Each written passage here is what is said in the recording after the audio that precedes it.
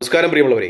2021 കേരള നിയമസഭാ തിരഞ്ഞെടുപ്പിൽ ചെറിയ ഭൂരിപക്ഷത്തിന് മാത്രം വിജയിച്ച 6 നിയമസഭാ നിയോജക മണ്ഡലങ്ങളുണ്ട്. ആ നിയമസഭാ നിയോജക മണ്ഡലങ്ങളിൽ അവസാന നിമിഷം വരെ ഉദ്വേഗപൂർണമായ ഒരു മത്സരം നിലനിന്നിരുന്നു. വോട്ടെണ്ണലിൻ്റെ അവസാന നിമിഷങ്ങളിലാണ് എതിരാളികൾ വിജയിച്ചു കയറിയിട്ടുള്ളത് എന്നൊരു പ്രത്യേകതയുണ്ട്.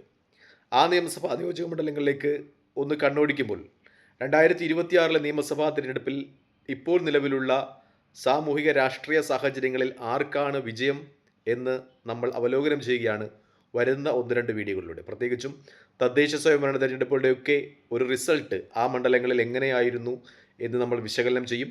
ആ മണ്ഡലങ്ങളിൽ ഇനി വരുന്ന തിരഞ്ഞെടുപ്പിൽ 2021 ചെറിയ ഭൂരിപക്ഷത്തിന് വിജയിച്ച സ്ഥാനാർത്ഥികൾ വിജയിക്കുമോ അല്ലെങ്കിൽ എതിരാളികൾക്കാണോ വിജയ സാധ്യത എന്ന് നമ്മൾ വിശകലനം ചെയ്യുകയാണ് വരുന്ന വീഡിയോകളിൽ. അതിലേറ്റവും പ്രധാനപ്പെട്ട 6 മണ്ഡലങ്ങൾ എന്ന് പറയുന്നത് പെരിന്തൽമണ്ണയാണ്. നജീബ് കാന്തപുരം LDF സ്വതന്ത്ര സ്ഥാനാർത്ഥി KP മുസ്തഫയെ വെറും 38 വോട്ടുകൾക്ക് മാത്രം പരാജയപ്പെടുത്തിയ പെരിന്തൽമണ്ണ. രണ്ടാമത് കുറ്റ്യാടിയാണ്. KP കുഞ്ഞഹമ്മദ് കുട്ടി LDF സ്ഥാനാർത്ഥി പാറക്കൽ അബ്ദുള്ളയെ വെറും 333 വോട്ടുകൾക്ക് മാത്രം പരാജയപ്പെടുത്തിയ കുറ്റ്യാടി. അടുത്ത മണ്ഡലം മഞ്ചേശ്വരമാണ്. അന്നത്തെ BJP സംസ്ഥാന പ്രസിഡന്റ് K സുരേന്ദ്രനെ AKM അഷറഫ് വെറും 745 വോട്ടുകൾക്ക് പരാജയപ്പെടുത്തുന്നു. നാലാമത്തെ മണ്ഡലം തൃശ്ശൂരാണ്. P ബാലചന്ദ്രൻ പത്മജ വേണുഗോപാലിനെ 946 വോട്ടുകൾക്ക് പരാജയപ്പെടുത്തുന്നു.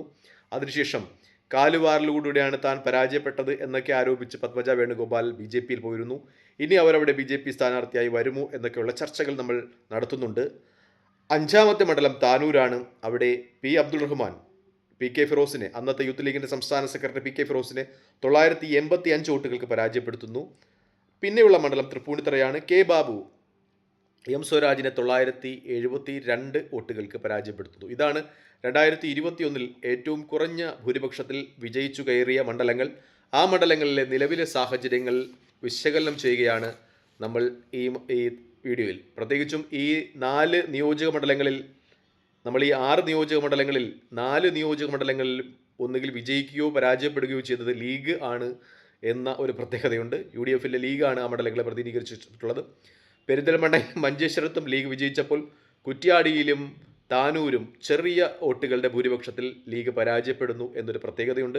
ലീഗിനെ സംബന്ധിച്ച് സംഘടനാ സംവിധാനം ചലിപ്പിക്കുവാൻ ശേഷിയുള്ള ഒരു പ്രസ്ഥാനമാണ്. നമുക്കറിയാവുന്നതുപോലെ 2006 തിരഞ്ഞെടുപ്പിൽ കുഞ്ഞാലിക്കുട്ടിയും ET മുഹമ്മദ് ബഷീറും MK മുനീറും ഉൾപ്പെടുന്ന, ചെർക്കളം അബ്ദുള്ളയും ഉൾപ്പെടുന്ന നേതൃനിര പരാജയപ്പെട്ടതിന് ശേഷവും 2011 കൃത്യമായ പരാജയത്തിൻ്റെ കാര്യങ്ങൾ വിശകലനം ചെയ്ത് വിജയപാതയിൽ തിരിച്ചെത്തിയ ഒരു പ്രസ്ഥാനമാണ് ലീഗ് എന്നതുകൊണ്ട് തന്നെ ഈ പരാജയം അവർ അതിജീവിക്കും. ഈ ചെറിയ ഭൂരിപക്ഷത്തിൽ പരാജയപ്പെട്ട മണ്ഡലങ്ങൾ അവർ തിരിച്ചു പിടിക്കും. ഒപ്പം ചെറിയ ഭൂരിപക്ഷത്തിൽ അവർ വിജയിച്ച മണ്ഡലങ്ങൾ വലിയ ഭൂരിപക്ഷത്തിൽ നിലനിർത്തും എന്ന ഒരു വസ്തുത നമ്മൾ ചർച്ച ചെയ്യേണ്ടതുണ്ട് എന്നാണ് ഏറ്റവും പരമപ്രധാനമായ ഒരു വസ്തുത.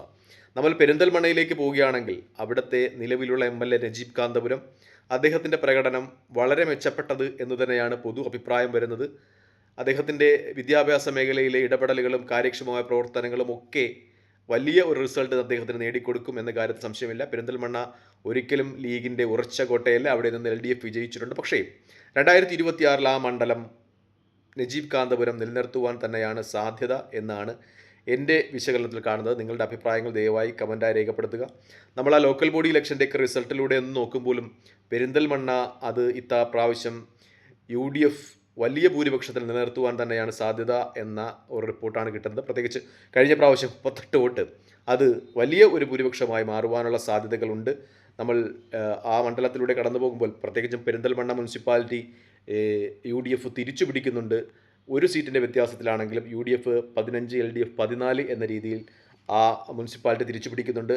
മേലെ പഞ്ചായത്തുകളുടെ കണക്കെടുക്കുകയാണെങ്കിൽ മേലയാറ്റൂരിൽ 11 UDF 6 LDF എന്നാണ് അവിടുത്തെ ഒരു ഇലക്ഷൻ റിസൾട്ട്. അതുപോലെ വെട്ടത്തൂർ പഞ്ചായത്ത് എടുക്കുകയാണെങ്കിൽ 12 UDF 4 LDF എന്നാണ്. താഴേക്കോട്ട് എടുക്കുകയാണെങ്കിൽ 16 UDF 7 LDF. ആലിപ്പറമ്പ് എടുക്കുകയാണെങ്കിൽ 15 UDF 4 LDF. പുലമന്തോൾ എടുക്കുകയാണെങ്കിൽ അത് സമാസമമാണ്, 8 UDF 8 LDF. ഏലംകുളം എടുക്കുകയാണെങ്കിൽ അവിടെ 7 ഡിവിഷനുകൾ UDFന്, 8 ഡിവിഷനുകൾ LDFന് എന്ന ഒരു പ്രത്യേകതയുണ്ട്. അതായത് ലോക്കൽ ബോഡി ഇലക്ഷനുകളിൽ അവിടെ വരുമ്പോൾ 4 ഗ്രാമപഞ്ചായത്തിലും ഒരു മുനിസിപ്പാലിറ്റിയിലും UDF വ്യക്തമായി തന്നെ മുൻതൂക്കം ഉണ്ട്. മുനിസിപ്പാലിറ്റിയിൽ ഒരു മെമ്പറുടെ അധികം മാത്രമേ ഉള്ളൂ. അതായത് 14 UDF LDF 15 UDF എന്ന രീതിയിലാണ് അവിടുത്തെ ഒരു റിസൾട്ട് വരുന്നത്. അതുപോലെ പഞ്ചായത്തുകളിൽ പുലമന്തോൾ പഞ്ചായത്തിൽ സമാസമമാണ്, ഏലംകുളം പഞ്ചായത്തിൽ LDF ആണ്. അതായത് ഒരു പഞ്ചായത്തിൽ LDF മുൻതൂക്കമുണ്ട്, ഒരു പഞ്ചായത്തിൽ സമാസമമുണ്ട്. UDF 4 പഞ്ചായത്തുകളും ഒപ്പം ഒരു മുനിസിപ്പാലിറ്റിയും ലീഡുണ്ട് എന്നതാണ് ഏറ്റവും പരമപ്രധാനമായ യാഥാർത്ഥ്യം. നമ്മൾ മലപ്പുറത്തിൻ്റെ ഒരു ആകെ കണക്കെടുക്കുമ്പോൾ ആകെ 94 ഗ്രാമപഞ്ചായത്തുകളിൽ UDF വലിയ ഒരു മെജോറിറ്റി ഉണ്ട്, പ്രത്യേകിച്ച് മുസ്ലിം ലീഗിന് വലിയൊരു മെജോറിറ്റി ഉണ്ട്. ആകെ 4 ഗ്രാമപഞ്ചായത്തുകൾ മാത്രമാണ് LDF 94 ഗ്രാമപഞ്ചായത്തുകൾ ആകെ ഉള്ളതിൽ. അതിൽ ഒന്ന് ഈ പെരിന്തൽമണ്ണ നിയമസഭാ നിയോജക മണ്ഡലത്തിലാണ് എന്ന് പറയുമ്പോൾ അല്പമെങ്കിലും ഭേദപ്പെട്ട പ്രകടനം ജില്ലയെ കമ്പയർ ചെയ്യുമ്പോൾ അവിടെ LDF നടത്തിയിട്ടുണ്ട് എന്ന് വ്യക്തമാണ്. പ്രത്യേകിച്ച് പുലമന്തോളിലൊക്കെ ഏകദേശം സമാസമമായി വന്നിട്ടുണ്ട് എന്ന് പറയുമ്പോൾ എങ്കിലും അവിടെ നിലവിലുള്ള സാഹചര്യങ്ങൾ UDF അനുകൂലമാണ് എന്നാണ് വ്യക്തം. ജില്ലാ പഞ്ചായത്തിലും വലിയ ഭൂരിപക്ഷം UDF അവിടെയുണ്ട് എന്നാണ് നമുക്ക് വ്യക്തമാകുന്നത്. മേലാറ്റൂരിൽ ഏകദേശം 14,000-ലധികം വോട്ടുകൾക്കാണ് അവിടെ LDF പരാജയപ്പെടുത്തിയിരിക്കുന്നത് UDF.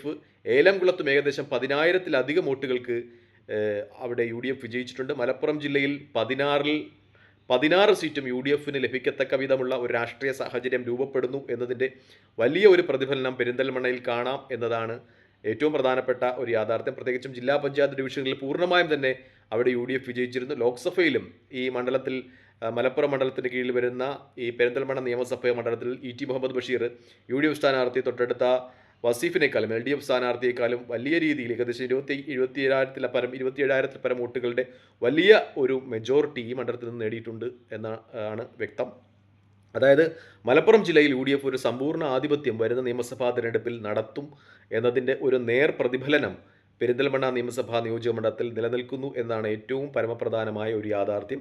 വലിയ ഒരു വിജയം ഒരുപക്ഷെ നേടിയേക്കാം. തവന്നൂരിലും ഒരുപക്ഷെ പൊന്നാനിയിലും LDF പ്രതീക്ഷകൾ ഉണ്ടെങ്കിൽ പോലും അവിടുത്തെ സ്ഥാനാർത്ഥി നിർണയം കുറച്ചുകൂടി വ്യക്തമായി നടത്തിയാൽ, അതായത് ഒരു മണ്ഡലത്തിൻ്റെ അടിസ്ഥാനത്തിൽ അവിടെ പ്രാദേശികമായ ഒക്കെ ഒരു സർവേ നടത്തിയിട്ട് അവിടെ സ്ഥാനാർത്ഥികളെ UDF നിയോഗിക്കുന്ന പക്ഷം ആ മണ്ഡലങ്ങളും ഒരുപക്ഷെ UDF കയ്യിലേക്ക് വന്നു ചേരാം എന്നതിൻ്റെ ഏറ്റവും വ്യക്തമായ ഒരു പ്രതിഫലനം പെരിന്തൽമണ്ണയിൽ കാണുന്നുണ്ട് എന്ന് തന്നെയാണ് നമ്മൾ ഈ പെരിന്തൽമണ്ണ നിയമസഭാ നിയോജകമണ്ഡലം കഴിഞ്ഞ നിയമസഭാ ഇലക്ഷനിൽ ഏറ്റവും കുറഞ്ഞ ഭൂരിപക്ഷത്തിന് നജീബ് കാന്തപുരം വിജയിച്ച ആ മണ്ഡലം അവലോകനം ചെയ്യുമ്പോൾ വ്യക്തമാകുന്നത്. നജീബ് കാന്തപുരം എന്ന MLA ഒരു സ്കോറും അത് വളരെ എബോവ് ആണ്. ഏകദേശം നമുക്ക് അദ്ദേഹത്തിൻ്റെ ഒരു മാർക്ക് 80-ന് മുകളിൽ കൊടുക്കാവുന്നൊരു സ്ഥിതിവിശേഷമാണുള്ളത്. അദ്ദേഹത്തിൻ്റെ പ്രവർത്തനം അവിടെ സ്പഷ്ടവും സ്ഫുടവുമായി നിൽക്കുന്നത് കൊണ്ട് തന്നെ അദ്ദേഹം ഭൂരിപക്ഷം ഉയർത്തും. അതുപോലെ ലോക്കൽ ബോഡി ഇലക്ഷനും UDF വലിയ അനുകൂലമായ തരംഗത്തിൽ തന്നെയാണ് നിൽക്കുന്നത്.